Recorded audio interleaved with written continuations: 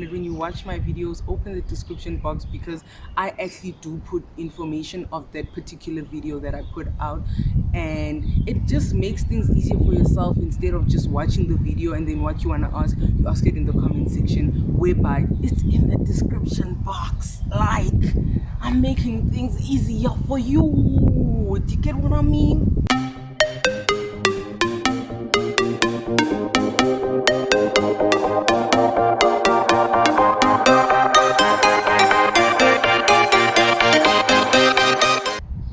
Hi guys, I'm Nasipi Onela Vaktu, aka Nilified, and I hope that you guys are good because I'm good too. So as you guys can see by the title of the video, this is Chronicles of a Final Year episode 3. So if you are part of the gang, you probably know what this segment is all about. But if you are very unfamiliar, it is a segment that I created last year because I was doing my final year and I just wanted to share my experiences and what I go through. And what pushed me towards filming this segment was also the fact that I was studying from home. I was defunded from NSFAS, so hence I wanted to just talk more about my experiences as a varsity student and explain more on certain tips, certain things, how to navigate around varsity and all that shebang. But this is gonna just be a 5-part series, and if you have missed the first episodes, I will make it easy for you by just linking the video links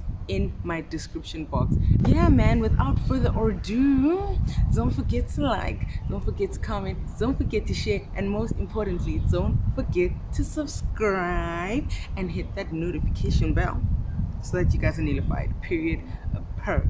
Oh yeah, if you are a new subscriber, welcome to my beautiful haven, and if you are a returning subscriber, welcome back. We are in it, period, per. Yeah man, let's just get into it, guys. On this episode we will be talking about on campus versus off campus. And I want you guys, before we actually delve more into this topic, comment down below if you are a varsity student or you're already done with varsity. Comment down below which accommodation did you prefer. Do you prefer on campus? Do you prefer off campus? Or did you just prefer staying at home with the rents, the fam? You know the vibes, guys. Sit down. I always have this book with me because I don't want to be rambling a lot. I don't want to be going off topic. I don't want to be dragging a certain point that I'm making for too long. So this really helps me just stay on track. For me personally, before we start, I honestly did prefer on campus, and when I applied to varsity, I luckily got accepted at Race. So ching ching for me. The first thing that we are gonna talk about is my on campus experience. So on campus, for those who don't know, is the campus within, is the residence within the campus, which is usually called Res. A lot of people just call it Res, and it's where students live on campus for the convenience of attending classes and all the other facilities within the campus. And the reason why I enjoyed it is because, number one, it's safer. It's more convenient. You don't have to take transport to get to your classes, and other facilities like the library, the dining halls, the sports fields, the sports facilities, that's the same thing. What did I write here? The gym, the media lab, they all there. Also Wi-Fi is there. So when I got to varsity the first time, we had limited data. They gave us, I think, how much was it? 800 megabytes. Imagine, they gave us 800 megabytes, and when it finishes and then you use it over, you have to pay that amount of how much you used over. And then in 2019, our president fought for free Wi-Fi uncapped, and then we eventually got it. So not a lot of campuses, depending on where you're located, have Wi-Fi, but for me, luckily, even when I got there, there was data supplied to us, and then if your data runs out, that's really on you. So those are the few, or if not all, the benefits of living on campus. And I really enjoyed campus because you make friends there easily, and you get to also socialize with people within your faculty and course, most especially. With the media labs, I mean, when you're writing a test, you can just go on a group chat, ask the people that you're doing a module with you know, guys, the test is open, let's go write together. You write, ni pasa nonke, you know, ni moja. That was the nice part. And also another thing, the dining halls, like say you don't have enough money for like proper groceries because you know student life, or you're not in the mood to cook, there was a dining hall. Actually there is, I'm saying was because I'm finished with my degree. Per, but yeah, we have a dining hall where they sold food. It's not the greatest. Bloom campus has literally so many more options. They have steers, they have debonair on campus. So like ka Wednesday, how the work Wednesday. You don't even have to take a cab to the mall. You can literally just go to the dining hall at, if you're at Bloom campus of course, and like just buy yourself work Wednesday. Tinage, people of God campus. I hope you guys are hearing me because like I'm really not looking down on you guys. I just want you to hear my cry for the future students. Guti, yo, we need more things. Dining hall is just not enough. They literally sold, I don't know if they still sell, but like we had this meal called a combo, which was chips and Russian, and then we had amapleti, like amapleti kebab, with rice, nyama, and a salad, like things like that. And then there was also another food facility called the dining hall, and then there's like a new one. It came. It's not new. It's fairly new. It came,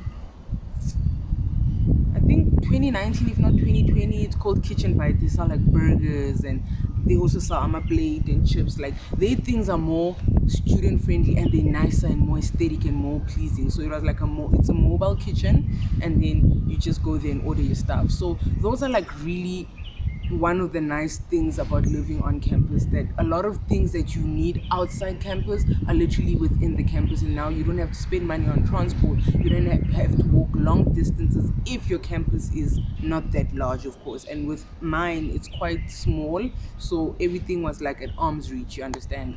Another thing of the benefits I said is library. So if you're doing a course where like it requires you to do a lot of research and it requires you to do a lot of projects where you need to now, you know, use references and stuff like that, there's the library. I mean, what more could you ask for? And obviously, if you're not a fan of like quiet spaces like that, you can easily just, you know, Google these things online. We have a portal, I think it's called Oracle PeopleSoft. If you use it and you're a varsity student, comment. Yeah, we have Oracle PeopleSoft where you could literally, I think you type, there's a tab that says library, and then you type out if you looking for a certain book, and then it will tell you if the book is available or not, instead of now going to the library physically and you now looking through the shelves wondering where can I find this book, is it available? I tried looking like a cuckoo head. No, like things need to be convenient, guys. Convenience is key. So the price of residences, I don't know for other varsities, but with mine, when I was in my first year, the residence I was living in was quite old, or is old, should I say. So I think it was 30K per annum. And also the one that I was living in during my senior years was an is an old res. The reason why I'm saying was, guys, is because I'm done with my degree, and these residences that I'm talking about are now renovated. So I don't know, it sounds contradictory to say was, is, I don't know, correct me, because my English bundles are really depleting. So like my residences that I lived in were like fairly 30K there, you know, not bad. It's like 3K per month because the academic year for varsity students is 10 months, and that's not bad. If obviously a cash student, you're gonna send the school, but as a national student, so I could see on the portal and on my accounts that hostel was basically paid for at the beginning of the year, or at the end of the year, or end of financial year, which is like month in August. So it's not so bad. The new ones, I think, or like the more modern looking ones, were probably like ranging around 40K, 45K, 50K, but I don't think there is a residence that's above 55K at my institution. If there is at your school, that's on you. But with mine, I don't think there's a residence that's above 55K. And in the rooms, like, they're really just simple, cute, student friendly. You get your bed, your small anyana single bed, you get your desk, you get your wardrobe, and it's got ample amount of space. And what else do you get? The space to put your fridge, your microwave if you have a microwave. Your first year rooms, there's a table where you could put like your dishes. With seniors, there wasn't really a desk unless you're in a sharing room. There was like that desk or compartment island where you could like put your dishes and stuff like that. But single senior rooms, the ones I stayed in did not have islands where you could put your dishes. You literally had to make a plan, and for me, I always make a plan for myself. I literally went to this facility, this education facility, and we took chairs. Not chairs, tables. My friends and I took tables just so that we could put our dishes and our plates on them instead of just putting them on the floor. They just everywhere. But yeah, it's basically like just a simple room. Honestly, if I had pictures, I was gonna show you, but all my residence pictures were all on my old laptop, of which I don't own anymore because it was stolen. Roommates, oh my god. Roommates. So first year, I don't even think in my institution, and to be specific, my campus, first years live with roommates. So in the old residences, the rooms accommodated 3 students, and then now in these new ones, it accommodates 2 students. So it allows you to, like, engage with other people, get to know new students, make friends, all of that shebang. And then when you get to senior res, how they arrange it on the computer system, I don't know, but you'd be lucky to get a single room, and I was fortunately one of the lucky ones. So you either, when you get to senior year, you either share with another person, so it's 2 roommates, and then there's also single rooms. So when I started my second year, you're already in your senior year basically. I got to school with my luggage, went to the reception. Obviously you get your key and the room number that you're gonna be staying in. And then when I got to my room, I opened it and there was literally just one bed, and I was like, one man, because I really don't like sharing, guys. Like, I really don't like sharing. I'm an only child to my mom, yeah? And then I have cousins that I call my brothers and sisters who come after me. I think like by 4 or 5. So I know how to share. I just don't like sharing. Period. So I was really, really grateful when I saw that I was assigned into a single room and that I won't be sharing. And that room stayed with me until, well, it was gonna stay with me until I finished my degree, but COVID happened. So yeah, my experience at Race was for 3 years, and if you guys don't know, I completed my degree in 6 years. So I did a 4-year degree in teaching, and then I finished it in 6 years because course was here.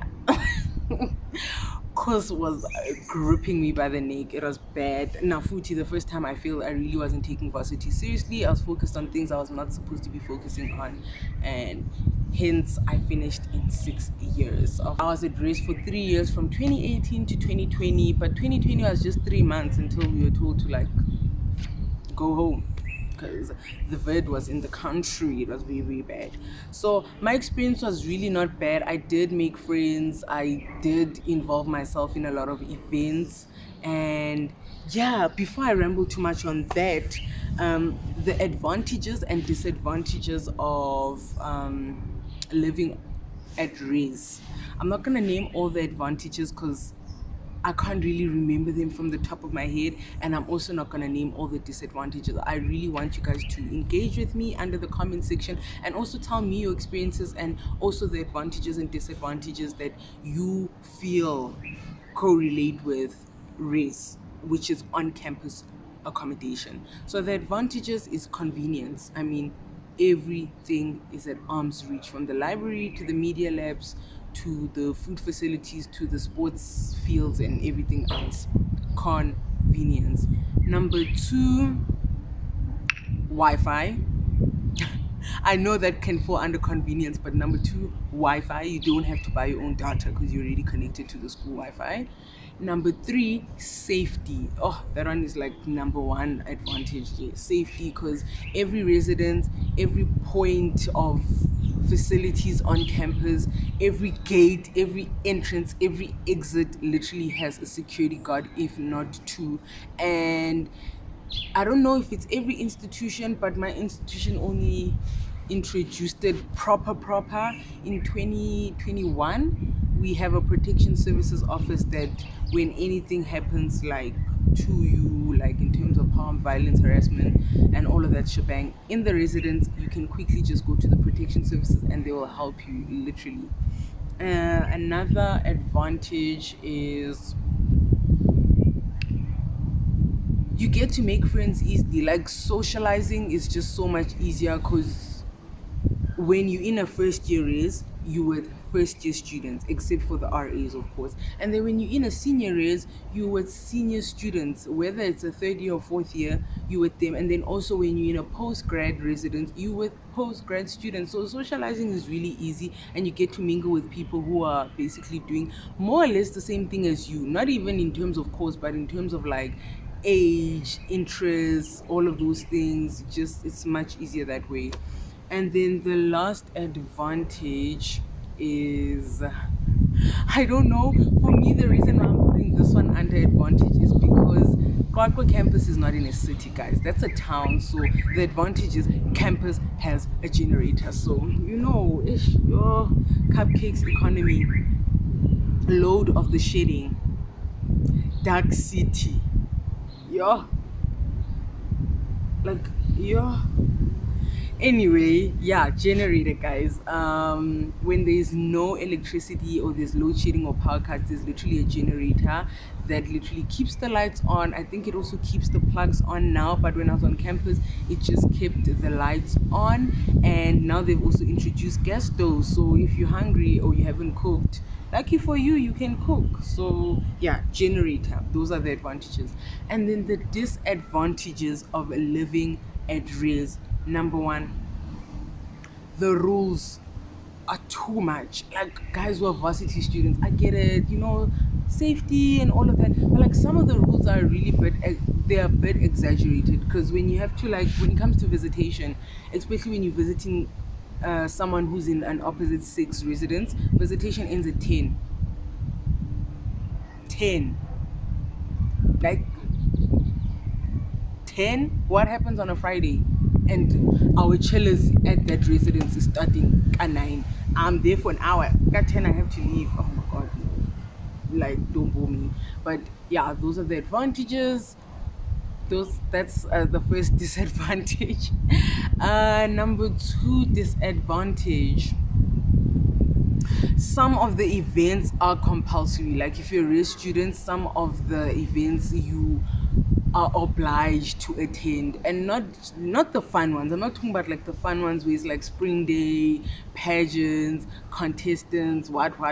No, like the educational ones, some of them you literally obliged to attend them, because the whole part of the holistic part basically of becoming a race student is to also involve yourself in what happens around the campus and things that you do within the campus. So those are some of the things that aren't really, they're not advantageous. Well, they are, but not really. Like, I went to varsity to study. Now I'm obliged to attend an event. Imagine if I have an event. Imagine if a campus event is the day before my test or an exam. I now have to literally prepare myself to go to that event, and that event could like last 2 hours. That could be revision time. Like, it's so boring. So those are like one of the disadvantages. This one is also a disadvantage to my campus. I don't know if it works with other campuses, but like the whole thing of no alcohol, like I don't get it. Guys, we're varsity students. We're not at boarding school, Dilota High School. No, we're varsity students. We are young adults. Like, And I experienced this, I think, the first week of school. My friends and I went to the mall and then we bought like a bottle and a few drinks. And then before we could even make it back to campus, we bumped into like SRC students and they told us that you won't be able to like go into campus with these. So stick with us and then we'll buy a bag and then find a way to like go in. So luckily we had connections from the mall by bumping into them. But general rule, Jay, it's not allowed. So if you were to like go to the mall and then buy your 6-pack, your Jägermeister, your shots, what, and you have it in your plastic, they're literally gonna search you at the gate. And if they see alcohol content, they're going to tell you either put it and you're gonna drink it at the gate or off campus, or you're just not getting it. Period. Sometimes it helps with stress. It helps complete an assignment. Or am I wrong? But yeah, guys, those are the advantages and disadvantages of living on campus. And yeah, man, I honestly overall though love it. And if I had another chance to live at Res, I really would. I think I'll live at Res when I'm doing my second degree. Academia Girls Worldwide. Per. The next one is off-campus accommodation, also known as private accommodation, also known as my black, my place, yami, my house, whatever you call it, off campus. So my experience with it was quite different from on campus.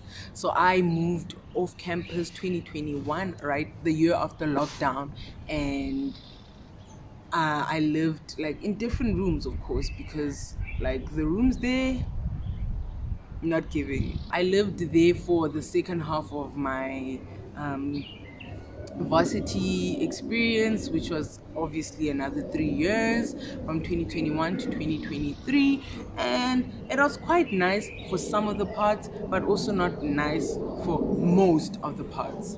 Like, listen to my words. It was nice for some of the parts.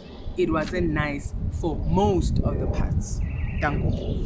So I decided to move off campus because number one, lockdown, when I came back to campus, I wasn't doing a lot of modules. And there's a rule that in order for you to stay in Res, not only do you have to pass, but you have to have a certain amount of credits. So you have to have 90 credits. And the modules I was doing at that time did not even reach 90 credits. So I did pass those modules, but they didn't reach 90 credits. So that's why I had to move out of Res. And I was also running after the money, guys. Like, Res just started being boring. A lot of people that I knew and I was socializing with had just left because they also wanted the money. We were really running after the money. Like, just being on campus was boring, and with COVID it just became worse and more strict with the rules. So sakijimeli mali.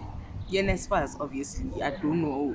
Cash students won't relate. There was an area, or there is an area actually there. That's like, it's more modern. It reminds me of home because it's like quiet, it's suburban, it's quite safe compared to the other places. And most of the people I knew out of school lived there. So hence I chose to stay there. And then the first room I got was at an area called Mphatlalatsane. Utlafela. And if you guys are from Kwakwa Free State, or you know Kwakwa places, comment down below. You know these places. Let's engage, guys. Let's build a community. So I stayed there in Patlatsane, and my room was 800 rand. Obviously I had to pay deposit, so I had to like save money, and us friends, because I was even scared to tell my mom that I'm moving off campus. Like, that's how much I loved Res. Like, I knew, and I told her all the time, I am going to graduate living at Res. Lockdown happened, they failed modules, what. Like, a lot was just going on. So it was really difficult for me to tell her that I was moving off campus. So I was like literally asking my friends to, clats me there with money for deposit.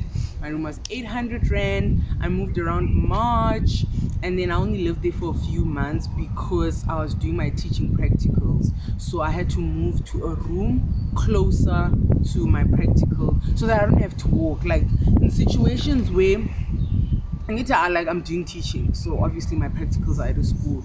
There's some days, particularly Mondays, where I have to wear a heel. And guys, walking in the morning when you fresh and you're smelling good. And then you get to school from that this you're like, if you get what I mean, you'll understand. But it's not nice when you bath and fresh, and then you have to walk like not a long distance, but you're walking a distance just to get to your workplace, and then how feet like you're not as fresh as you left your house. So I was like, no, let me just move closer. And then the room that I moved closer to was like 2 minutes away 2 minutes away from the school I was doing my practicals at. So that was like just much better and more convenient for me. And then second year off campus, which was 2022, I moved to another area, but I moved to another room within that area. So these three rooms that I've just named are in the same area but different times. So my first room was for like few months, maybe like 3 4, and then my second room was for until the end of the year. And then 2022, the room that I was there from March to November, so that's basically the entire academic year. And then my last room was last year. I obviously went back to school in July, and then I moved out October. So yeah, month in October. So that was also a few months. In terms of landlords, I had female landlords from my first room, and then the last one from last year I had a male landlord. There, that side we call it a mastende. Kimastende, landlord kimastende, yabo. So I had I had female mastendes, and then last year I had a male mastende. And then the cost of my room, or like I said, the cost of my first one is 800 rand. And then the room where I was 2 minutes away from my school, the one where I was doing my practicals at, I was paying 1,000 rand. I think when before I moved in, I spoke to that lady, and then she was like, I'm gonna charge you 1,000 what I can't remember. And I was like, girl, my budget is 1,000 rand, and the reason why I chose to stay with you is because you are closer to the school where I'm doing my practicals at. And then she agreed with the 1,000 rand price. And then before I moved out, I didn't tell her on time that I was moving out, and then she sent me a text. Imagine, she's in her room, like it was a house that I lived in. She's in her room, and then she texts me saying, rent has increased by 500 rand. So if I decided to stay, I was literally gonna pay 1,500. And I was like, I came out of my room, went to her room, knocked, and I told her, like immediately after reading that SMS, I was like, girl, I'm moving out tomorrow. Don't worry, like there ain't gonna be increase. I ain't gonna be paying anything. I am leaving. And then I left. And then the room that I was living in 2022, that was actually the one room where I stayed the longest, but that one was my worst experience, and I'm gonna get to that. That room cost also 1,000 rand. It was obviously not the best looking room in terms of condition, and also the area it's in. Those rooms are quite reasonable, but they're not they're not room worthy, they're not student friendly, understand. And I think that lady also was not investing that much in her rooms. I think that's why she priced it 1,000 rand. And then the room last year, I think it was also like Moma 1.2, 1.3 there, but it was a sharing room, the one from last year. It was a sharing room. When I spoke to the landlord, I was like, oh, hi, I'm coming at this time. I'm a student. I'm going to be moving from this month, and then I'll be moving out from this month because I don't have NASFs, what. And then he was like, okay, the room is this much, but I can give you the room for 1,000 rand, but you also need to help me get another tenant who's going to share with you, because the only available room in his commune was a sharing room. And then my friend also like spoke for me because she has a bedroom. She had a single room, so she had to, like, that must stand hanyani and tell him, my friend doesn't have nothing. And then that's how he accepted the 1,000 rand. And then he also had deposit of 1.5. The room I was living in 2022 did not have deposit. So when I moved in, I paid first month 1,000 rand, and then I got a cupboard. So that first month was basically just to get my cupboard. And then those rooms, When I picked them with a preference of having a bed because I was not about to buy a bed. Even though I would have liked a bigger bed, I did not wanna like spend my own money on a bed. And then when I finished with my degree, now I have to also pack a bed to go home. Like, make it make sense. So I was like, let me just get a room that has a bed, that has a study table, that has a cupboard, that has a chair, and things that it basically had at raise, yabo. But then I obviously had to buy extra essentials, of which I didn't really buy. Like, I kind of got them from people that I knew. Like a two plate, I've never bought a two plate in my life. The only time I bought a two plate was literally last year. The two plate I was using from when I moved off campus was my friends, and then obviously the rooms, most of them don't have like bathrooms like that. Like, there ain't no shower like that, ain't no bathtub like that. So I had to like buy a Vascom in dish, like to, bath in. What else?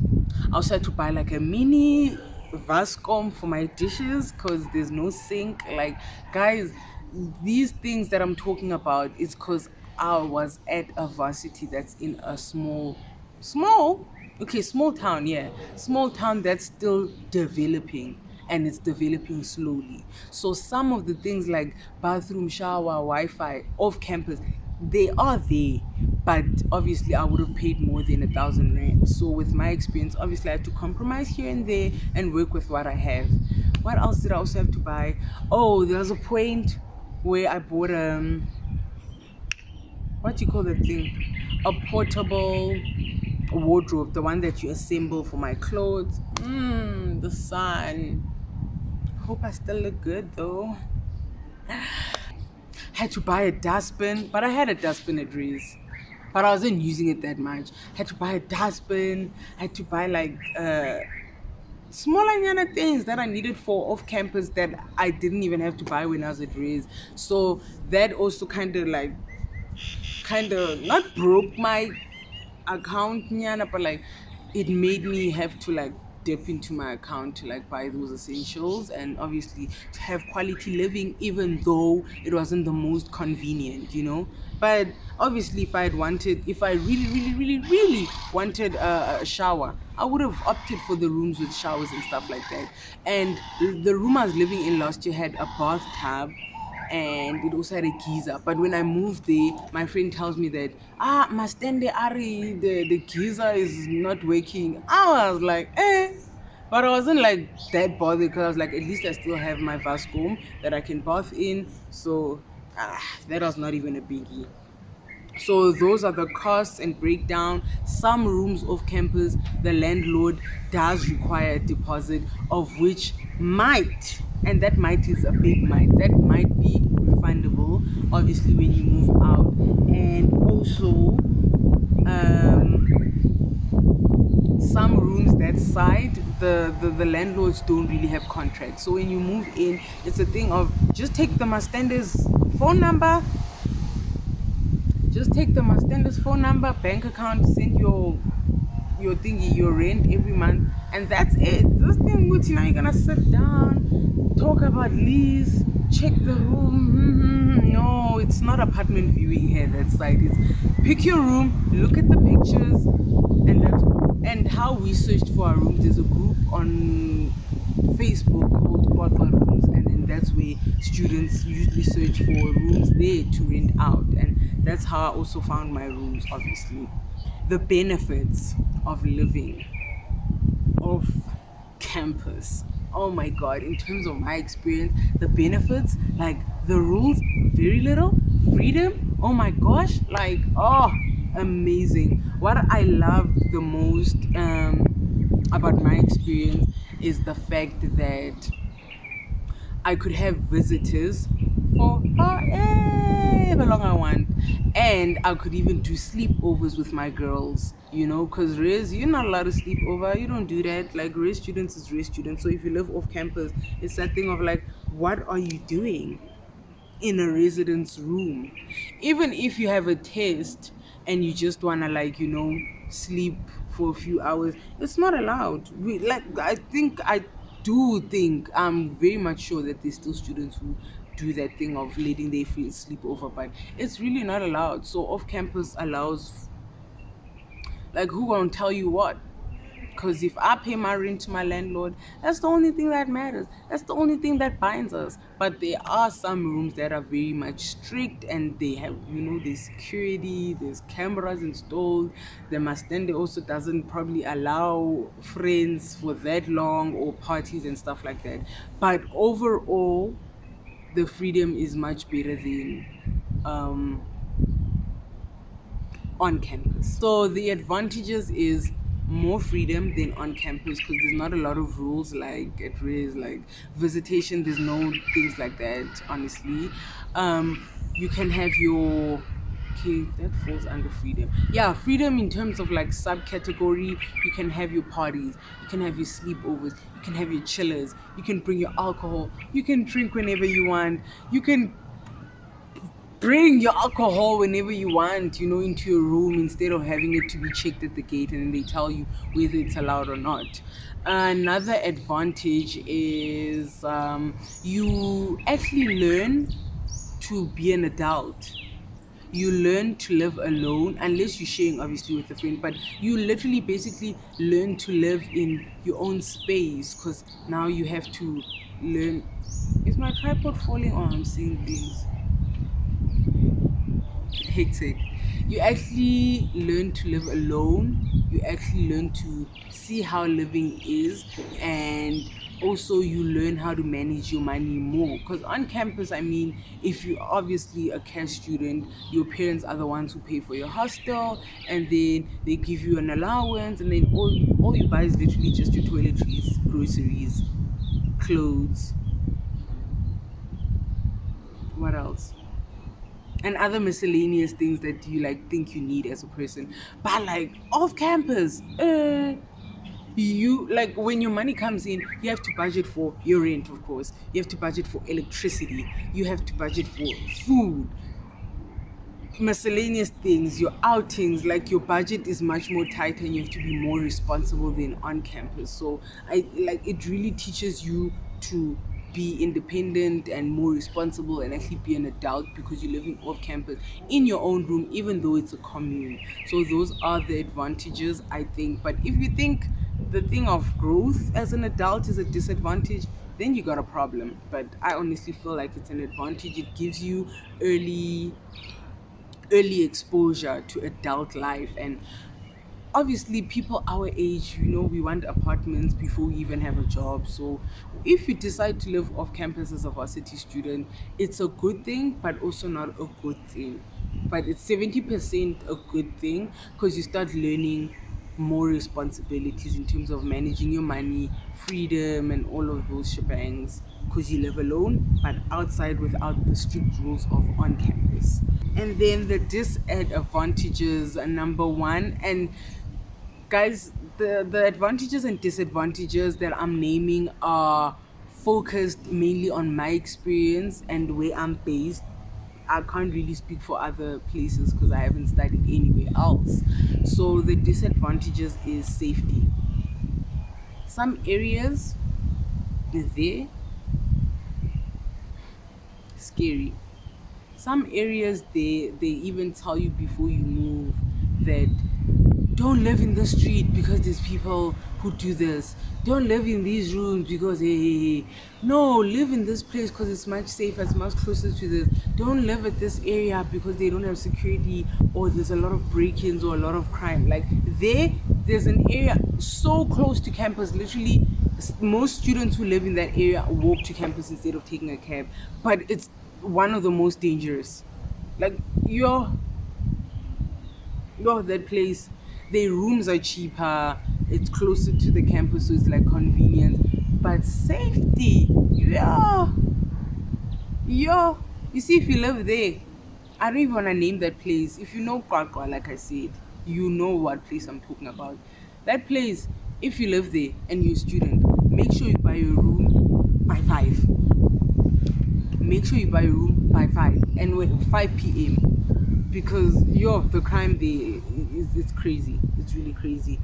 Oh, a disadvantage. I don't know if it happens all the time, but this is a disadvantage for me personally. Having the landlord living within the same yard with you, like, I don't get it. Why?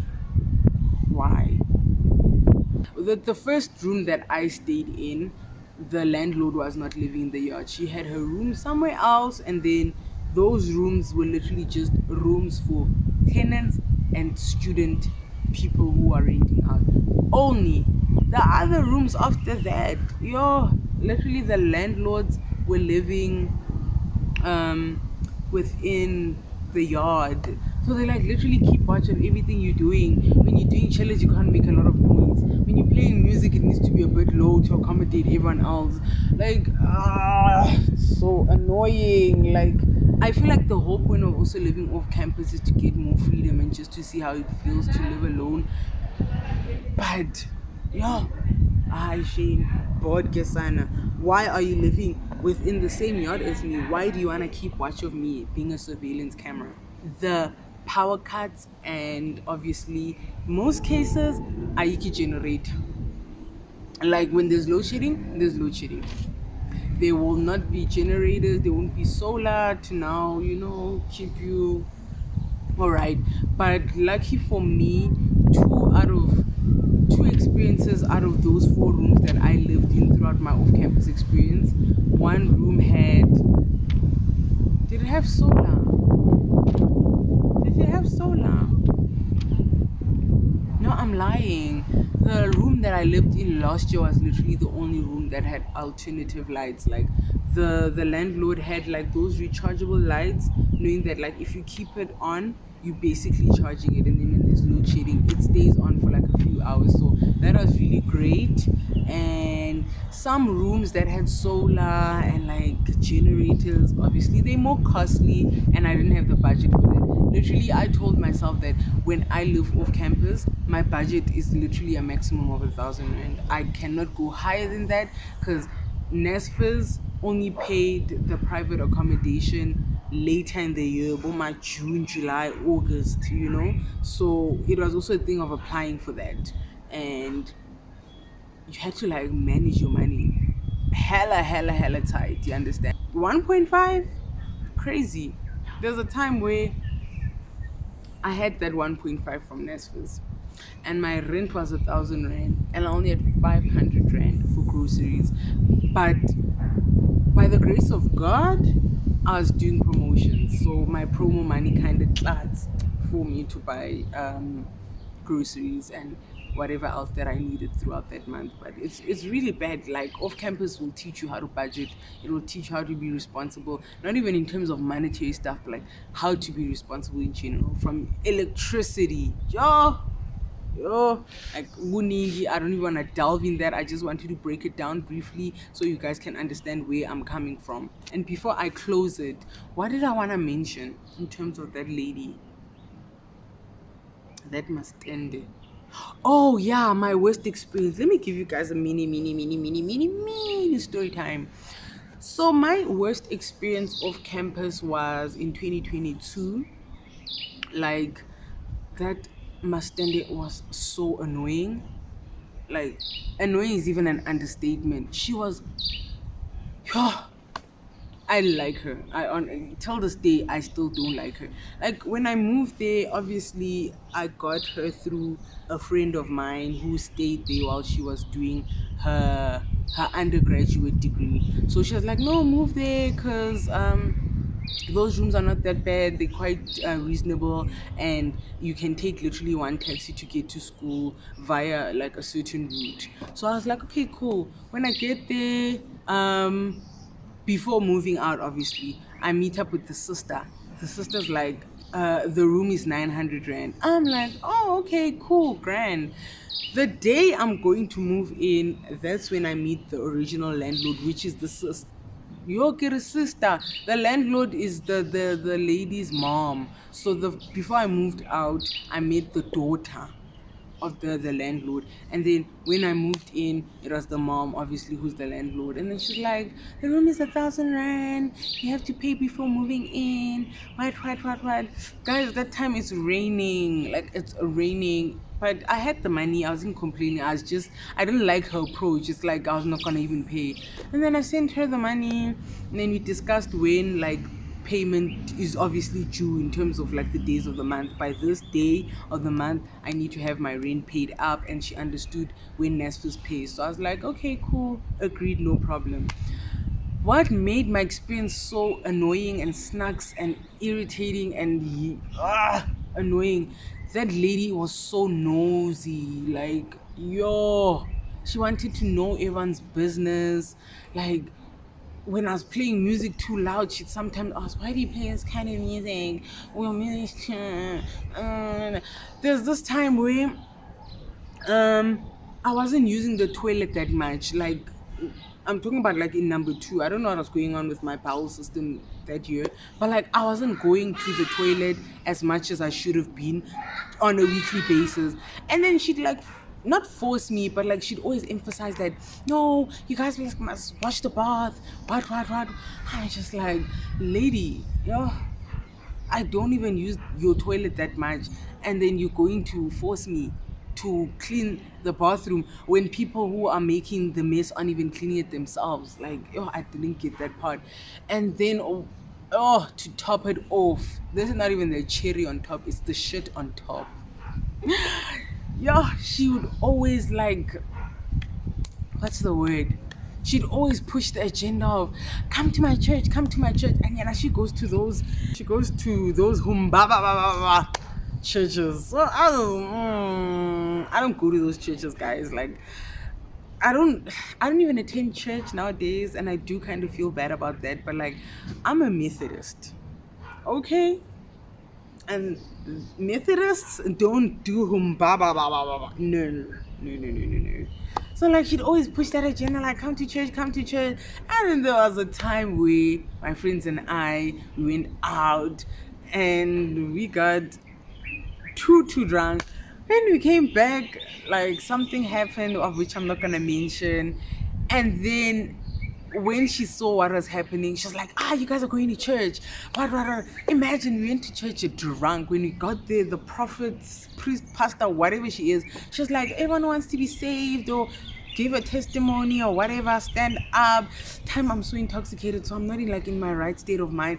I stood up, Vele, and also my friend stood up. Like, Beguningi, I felt so ambushed. I felt so invaded. And even when we were giving out those, not testimonies per se, but like when we were being saved, I was wearing like a dress.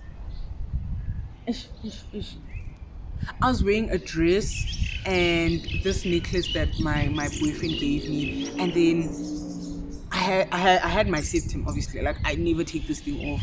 And what else did I have? I think I had like more than two pair. Like, I think I had more than one pair of earrings.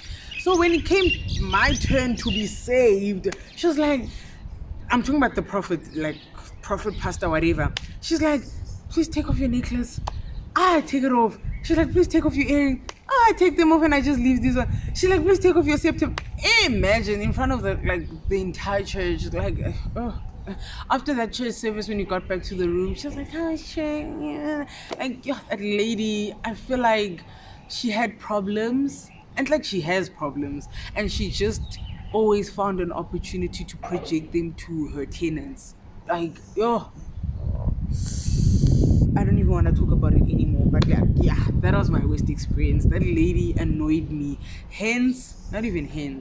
That's why I'm going to say now, if you live off campus and your landlord lives in your yard or something like that, preferably get a male landlord, because they really don't care that much. Obviously they care about your safety and protection, but like they won't bother you that much. They're not that nosy. They're not gonna ask questions every day. They're not gonna talk to you every day and bug you. And like, even when I was with my friend, that lady was just annoying. Female mastanders, they nosy. They like things. They want to know more about you when they shouldn't, because it's landlord tenant relationship. Like, what are you doing asking me, Uti?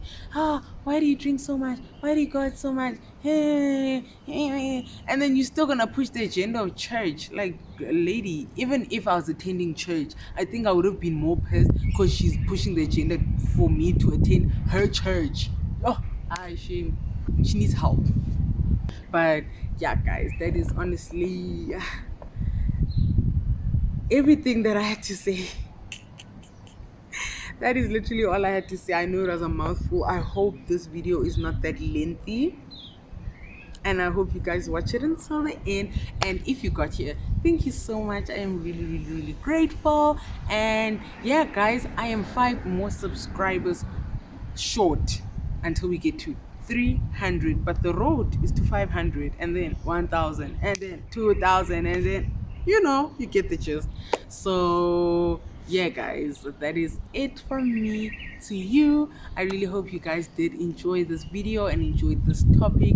Please do stay tuned in for the remaining 2 episodes, and I'm really not gonna spoil them for you guys. Maybe I'll do a poll so you guys can guess which is gonna be the next topic.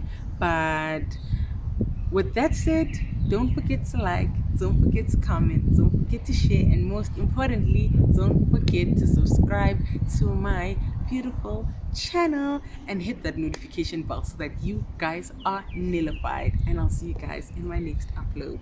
Bye.